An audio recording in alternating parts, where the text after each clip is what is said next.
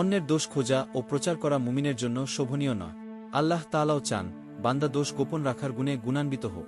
তাই যে ব্যক্তি তার ভাইয়ের দোষ আড়াল করবে, কঠিনতম পরিস্থিতিতে আল্লাহ তার দোষ গোপন রাখবে।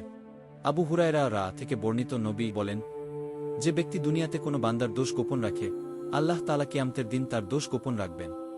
মুসলিম 2510, আহমদ 27484899 অন্যের দোষ গোপন রাখা একটি মহৎ গুণ। এর সুফল দুনিয়াতেই পাওয়া যায়, সবার কাছে সে বিশ্বস্ত প্রমাণিত হয়। অন্যদিকে যে ব্যক্তি অন্যের দোষ বলে বেড়ায়, সে সবার বিশ্বস্ততা হারা, সম্পর্কও নষ্ট হয়। উত্তম চরিত্রের দাবি হল অন্যের দোষত্রুটি গোপন রাখা এবং কথাচ্ছলেও প্রকাশ না করা। অথচ আমাদের সমাজে অধিকাংশ মানুষের চারিত্রিক প্রবণতা হল কারো গোপনীয় কথা ফাঁস করে দেওয়া। অনেকে তো যাচাই বাছাই না করেই প্রচার করে বেড়া।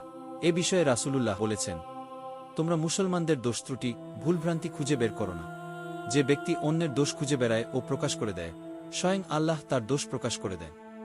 আর আল্লাহ যার দোষত্রুটি প্রকাশ করেন তাকে নিজের বাড়িতেই লাঞ্ছিত করেন। আবু দাউদ 4880 আবু হুরায়রা বলেন, আমি রাসূলুল্লাহ কে বলতে শুনেছি, আমার সব উম্মত মাফ পাবে পাপ প্রকাশকারী ব্যতীত।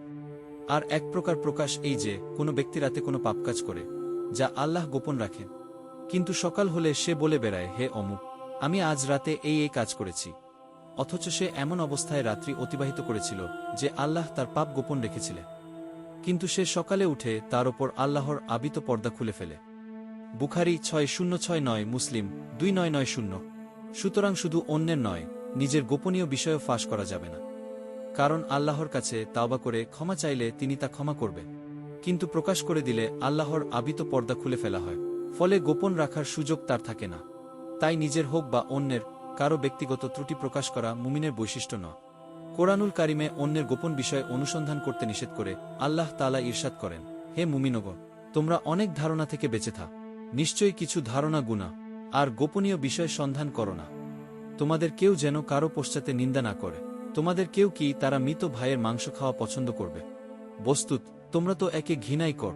আল্লাহকে ভয় কর, নিশ্চয়ই আল্লাহ তোবা কবুলকারী, পরম দয়ালু। সূরা হুজরাত 1-2 মেরাজের রাতে রাসূলুল্লাহ কে কিছু পাপের শাস্তি দেখানো হয়েছে।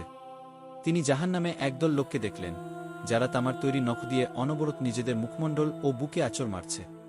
জিবরাইল বললেন, এরা মানুষের গোশত খেত, গীবত ও পরনিন্দা করত। আবু দাউদ 4878, মুসনাদে আহমদ 3224, তাফসিরে ইবনে কাসির 5-9 হযরত আলী বর্ণনা করেন, ব্যতিব্যস্ত হয় না এবং কারো গোপন তথ্য ফাঁস করো না, কেননা তোমাদের পেছনে রয়েছে কিয়ামতের ভীষণ কষ্টদায়ক এবং দীর্ঘস্থায়ী বিপদসমূহ। ইবনে আব্বাস বলেন, যখন তোমার সঙ্গীর দোষ চর্চা করতে ইচ্ছা করে, তখন তোমার নিজের দোষ স্মরণ করো। আদাবুল মুফরাদ।